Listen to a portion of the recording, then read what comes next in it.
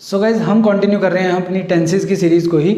Last हमने videos में देखा था present indefinite tense, past indefinite tense, किस तरीके से हम इन्हें डेली लाइफ में यूज़ करते हैं। ठीक है, आज हम डिस्कस कर रहे हैं फ्यूचर इंडेफिनिट टेंस। इसी टेंस को हम कहते हैं सिंपल फ्यूचर टेंस। तो आप चाहे फ्यूचर इंडेफिनिट टेंस कहिए या फिर सिंपल फ्यूचर टेंस कहिए, एक ही बात है। ठीक है, सो चलिए शुरू करते हैं अपनी वीडियो के साथ। सबसे पहले हमें यह समझना होगा कि फ्यूचर इंडेफिनिट टेंस को हम यूज़ करेंगे कब। ठीक है, जब भी आप बात करेंगे फ्यूचर की, ठीक है, फ्यूचर में मैं कुछ भी करूँगा, कोई भी अनप्लान्ड चीज़ होगी, आप एकदम से बोलेंगे कि मैं दिल्ली जाऊँगा। ठीक है, आप बोलोगे मैं दिल्ली जाऊँगा, तो क्या पता चल रहा है कि फ्यूचर में कोई आप काम करोगे। ठीक है, तो वहाँ पे हम यूज़ करेंगे फ्यूचर इंडेफिनिट टेंस का, जब बात हो रही होगी कि फ्यूचर में हम कोई काम करेंगे। ठीक है, यहाँ तक समझ आया। देखिए, इसमें जो हिंदी रेफरेंस होगा वो होगा आपका गा, गे या फिर गी। ठीक है, मैं दिल्ली जाऊंगा, वे दिल्ली जाएंगे, वो दिल्ली जाएगी। तो सब में पता चल रहा है फ्यूचर में कुछ बात हो रही है, फ्यूचर में कुछ होगा। ठीक है, तो ये होगा हमारा हिंदी रेफरेंस। इससे आप पता लगा सकते हैं कि ये फ्यूचर इंडेफिनिट टेंस की बात हो रही है। चलिए, अब हम डिस्कस करते हैं अपने स्ट्रक्चर्स को, किस तरीके से हमें इन स्ट्रक्चर्स का यूज़ करना है। देखिए, सबसे पहले आएगा पॉजिटिव सेंटेंस में सब्जेक्ट। क्या आएगा? सब्जेक्ट प्लस हम यूज़ करते हैं विल या शैल का। ठीक है, विल या शैल का प्लस वर्ब की फर्स्ट फॉर्म प्लस ऑब्जेक्ट। इसमें भी क्या है, वर्ब की फर्स्ट फॉर्म का ही हम यूज़ करेंगे। ठीक है, अब देखिए शैल का यूज़ किसके साथ होता है? आई एंड वी के साथ। किन सब्जेक्ट के साथ होगा? आई एंड वी के साथ। बाकी जो हमारे सब्जेक्ट्स हैं, ही, शी, इट या किसी का नेम हो, यू, दे या फिर प्लूरल नाउन्स, इन सभी के साथ हम यूज़ करते हैं विल का। ठीक है, आई एंड वी के साथ शैल, बाकी सब्जेक्ट के साथ विल। जैसे आई शैल, वी शैल। ठीक है, ऐसे ही देखो, he will, she will, it will. ठीक है, किसी का भी नेम हो, जैसे मुकेश विल, तो बात होगी जब फ्यूचर की, तो इस तरीके से हम इसे यूज़ करेंगे। अब देखिए, एक बात हमें समझने वाली है कि अब जैसे मॉडर्न इंग्लिश है, मॉडर्न इंग्लिश में हम क्या करते हैं, सभी सब्जेक्ट के साथ हम विल का यूज़ कर लेते हैं। कोई भी सब्जेक्ट हो, इवन आई एंड वी, इनके साथ भी हम विल का ही यूज़ कर लेते हैं मॉडर्न इंग्लिश में। तो आप इनके साथ डेफिनेटली विल का यूज़ कर सकते हो। ठीक है, सो कोई दिक्कत नहीं है, आई विल, वी विल, इसका यूज़ भी हम कर सकते हैं। ठीक है, तो दोनों ही चीज़ें समझनी ज़रूरी थी, इसलिए मैंने आपको दोनों चीज़ें एक्सप्लेन की हैं। आई होप आपको ये अच्छे तरीके से समझ आ गया होगा। चलिए, अब देखिए, हमें पता है वर्ब की फर्स्ट फॉर्म आएगी विल या शैल के बाद। देखिए, कुछ एग्जाम्पल के साथ हम समझते हैं इसे। जैसे he will go to Delhi tomorrow. क्या है? He will go to Delhi tomorrow, मतलब कल वो दिल्ली जाएगा। ठीक है, फर्स्ट फॉर्म है go, he will go to Delhi tomorrow, वो कल दिल्ली जाएगा। We will meet her today. ठीक है, we will meet her today, हम उससे आज मिलेंगे। ठीक है, अभी देखो मैंने आपको बताया था आई एंड वी के साथ भी हम विल का यूज़ कर सकते हैं। ठीक है, सो क्या आ गया? We will meet her today, हम उससे आज मिलेंगे। ठीक है, इसी की जगह पे मैं ये भी कह सकता था कि we shall meet her today. ठीक है, वो भी करेक्ट होता हमारा। ठीक है, चलिए देखिए, आई शैल प्ले क्रिकेट विद देम, मैं उनके साथ क्रिकेट खेलूंगा। आई शैल प्ले क्रिकेट विद देम। ठीक है, इसी की जगह पे मैं बोल सकता था I will play cricket with them, मैं उनके साथ क्रिकेट खेलूंगा। तो दोनों ही हमारे करेक्ट हैं, इसीलिए मैंने आपको दोनों के एग्जांपल्स दिए हैं। आई होप आपको ये चीज़ समझ आई होगी। देखिए, we shall go to cinema this evening. This evening का मतलब क्या होता है? आज शाम को। ठीक है, हम लोग क्या बोलते हैं? टुडे इवनिंग, टुडे इवनिंग, तो हम गलत बोलते हैं, हमें क्या बोलना चाहिए? दिस इवनिंग बोलना चाहिए। ठीक है, we shall go to cinema this evening, मतलब हम आज शाम को सिनेमा जाएंगे।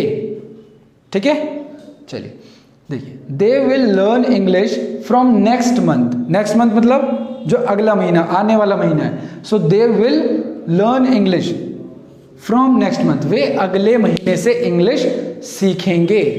ठीक है, चलिए, आई होप ये चीज़ अच्छे से क्लियर हुई होंगी आपको। देखिए, अब मैं बात करूं अगर नेगेटिव सेंटेंसेस की, तो नेगेटिव सेंटेंसेस हमारे किस तरह से बनते हैं? सबसे पहले आएगा आपका सब्जेक्ट, देन विल नॉट या फिर शैल नॉट। ठीक है, विल नॉट या फिर शैल नॉट, बाकी सेम है, वर्ब की फर्स्ट फॉर्म प्लस ऑब्जेक्ट या फिर other words of the sentence. ठीक है, अब मैंने बात की है will not and shall not की, तो will not and shall not की जगह पे हम यूज कर सकते हैं क्या, कॉन्ट्रैक्शन फॉर्म्स का। ठीक है, कॉन्ट्रैक्शन फॉर्म्स का हम इसे यूज करेंगे। जैसे अगर मैं बात करूं विल नॉट की कॉन्ट्रैक्शन फॉर्म क्या होती है, वोंट। क्या होती है, वोंट। ठीक है, ऐसे ही अगर मैं बात करूं शैल नॉट,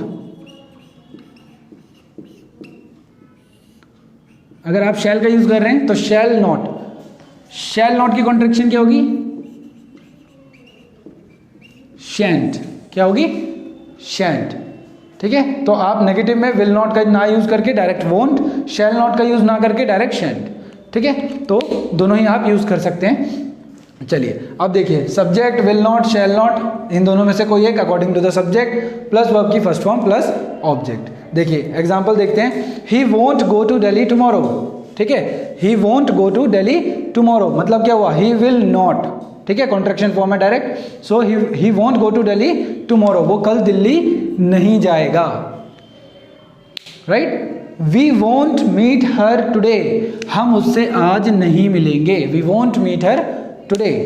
ऐसे देखो, I shan't play cricket with them, I shan't play cricket with them, मैं उनके साथ क्रिकेट नहीं खेलूंगा। ठीक है, नेक्स्ट है we shan't go to cinema this evening, हम आज शाम को सिनेमा नहीं जाएंगे। ठीक है, देखिए लास्ट है they won't learn English, they won't will not, they will not या फिर they won't learn English, way English नहीं सीखेंगे। सो गाइज, अब हम बढ़ते हैं अपने क्या वाले इंटेरोगेटिव्स की तरफ। क्या वाले इंटेरोगेटिव्स यानी इंटेरोगेटिव्स हमें पता है जहाँ पे हम क्वेश्चन करते हैं किसी को। ठीक है, जब भी हम इंटेरोगेटिव की बात कर रहे हैं तो आएगा हमारा विल या शैल स्टार्टिंग में, देन हम यूज करेंगे सब्जेक्ट प्लस वर्ब की first form plus object.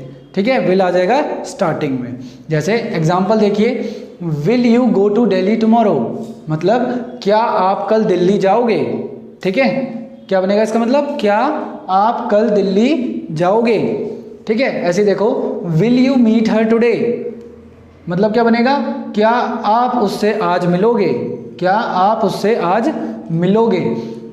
Will you play cricket with them, ठीक है, will you play cricket with them, क्या आप उनके साथ क्रिकेट खेलोगे। ठीक है, will you go to cinema this evening, क्या आप आज शाम को सिनेमा जाओगे। ठीक है, will they learn English from next month, क्या वे अगले महीने से इंग्लिश सीखेंगे। Will they learn English from next month. तो देखिए स्टार्टिंग में हमारा विल आ रहा है, देन सब्जेक्ट आ रहा है, एंड उसके बाद हमारा वर्ब की फर्स्ट फॉर्म आ रही है। देखो है ना, वर्ब की फर्स्ट फॉर्म सब्जेक्ट के बाद आ रही है। जबकि हम क्या करते हैं डेली लाइफ में मिस्टेक, सब्जेक्ट को हम क्या कहते हैं, वर्ब के बाद में लगाते हैं। ठीक है, या फिर इससे पहले लगा देते हैं जब हम इंग्लिश बोलते हैं, उस टाइम पे हमसे ये गलतियां होती हैं। तो ये चीज़ आपको ऑलवेज ध्यान रखनी है कि विल हमारा स्टार्टिंग में आएगा, उसके बाद सब्जेक्ट, देन वर्ब की फर्स्ट फॉर्म आती है, देन हमारा ऑब्जेक्ट या फिर other words of the sentence आएंगे। ठीक है, सो आई होप ये चीज़ अच्छे से क्लियर हुई होगी। लास्ट हम देखते हैं अपने WH फैमिली के इंटेरोगेटिव्स। WH फैमिली के इंटेरोगेटिव्स में क्या होगा, WH वर्ड जैसे व्हाट, व्हेन, हाउ, हुज, हुम, विच। ठीक है, ये सारे वर्ड हमारे क्या होंगे, स्टार्टिंग में आ जाएंगे।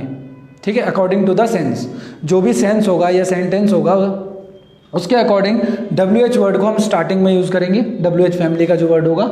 उसके बाद क्या वाला स्ट्रक्चर हमारा सेम होता है, विल या शैल प्लस सब्जेक्ट, वर्ब की फर्स्ट फॉर्म प्लस ऑब्जेक्ट, ये हमारा स्ट्रक्चर इसमें रहेगा। ठीक है, देखिए एग्जांपल के साथ समझिए, जैसे where will you go tomorrow, अब WH फैमिली का वर्ड स्टार्टिंग में आ गया वेयर। ठीक है, मतलब कहाँ, where will you go tomorrow, आप कल कहाँ जाओगे। ठीक है, आप कल कहाँ जाओगे। When will you meet her, when मतलब कब, when will you meet her, आप उससे कब मिलोगे। ठीक है, ऐसे देखिए, where will they play cricket, where will they play cricket, वे क्रिकेट कहाँ खेलेंगे। ठीक है, whom will you meet, whom will you meet, अब whom मतलब किससे। ठीक है, whom will you meet, आप किससे मिलोगे। ठीक है, why will you learn English, आप इंग्लिश क्यों सीखोगे, आप इंग्लिश क्यों सीखोगे। ठीक है, तो इस तरह से हम बनाएंगे WH वर्ड स्टार्टिंग में लगा के, देन विल या शैल प्लस सब्जेक्ट वर्ब की फर्स्ट फॉर्म प्लस ऑब्जेक्ट। तो इस तरह से हमारा यूज होगा फ्यूचर इंडेफिनिट टेंस का। फ्यूचर में जब हम बात करेंगे कि फ्यूचर में हम कोई काम आने वाले टाइम में करेंगे। ठीक है, सो आई होप ये चीज़ आपको अच्छे से क्लियर हुई होगी यहाँ तक। ठीक है, लास्ट जो हमारा बचा है एक इसमें नेगेटिव इंटेरोगेटिव बचे कि नेगेटिव इंटेरोगेटिव हम किस तरीके से बनाएंगे। देखिए, ये जो हमारी कॉन्ट्रैक्शन फॉर्म है वोंट, इसको आपको डायरेक्ट स्टार्टिंग में लगा देना है। दो तरीके होते हैं हमारे, या तो हम डायरेक्ट स्टार्टिंग में वोंट लगा दें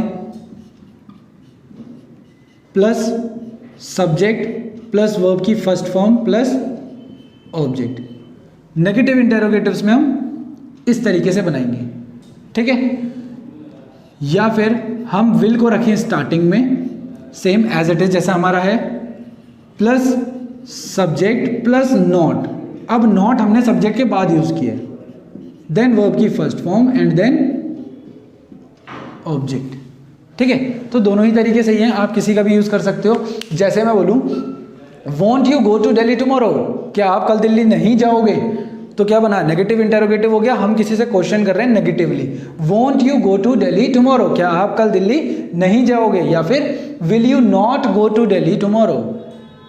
ठीक है, दोनों ही तरीके आपके लिए सही है। मैं पर्सनली बार बार यही कहता हूं कि मैं कॉन्ट्रैक्शन फॉर्म को ज़्यादा यूज़ करता हूं, इससे फ्लुएंसी आपकी अच्छी होती है। तो मैं आपको भी यही प्रेफर करता हूं कि जब आप इंग्लिश सीख रहे हो उस टाइम पे आप अपनी हैबिट बनाओ कि आप कॉन्ट्रैक्शन फॉर्म का ज़्यादा से ज़्यादा यूज़ करो। ठीक है, ऐसे ही देखो won't you meet her today, क्या आप उससे आज नहीं मिलोगे। ठीक है, won't you meet her today. ऐसे ही देखो won't you play cricket with them, ठीक है, क्या आप उनके साथ क्रिकेट नहीं खेलोगे। ठीक है, won't you go to cinema this evening, क्या आप आज शाम को सिनेमा नहीं जाओगे। Won't they learn English from next month, क्या वे अगले महीने से इंग्लिश नहीं सीखेंगे। तो इस तरह से हमारे बनते हैं नेगेटिव इंटेरोगेटिव्स। ठीक है, आई होप अब ये टॉपिक आपको अच्छे से क्लियर हो चुका होगा एंड अब इसमें कोई डाउट नहीं रहा होगा। आपको क्या करना है, स्ट्रक्चर आपके सामने है, नोट्स बनाइए, खुद स्ट्रक्चर्स की प्रैक्टिस करिए, डेली लाइफ में इसे यूज़ करने की कोशिश करिए। ठीक है, सो अगर ये वीडियो आपके लिए इन्फॉर्मेटिव रही हो, आपने कुछ नया सीखा हो इस वीडियो से, सो लाइक ज़रूर करें इस वीडियो को, इसे शेयर करें अपनी फैमिली फ्रेंड्स के साथ एंड चैनल को सब्सक्राइब ज़रूर करें। Thank you.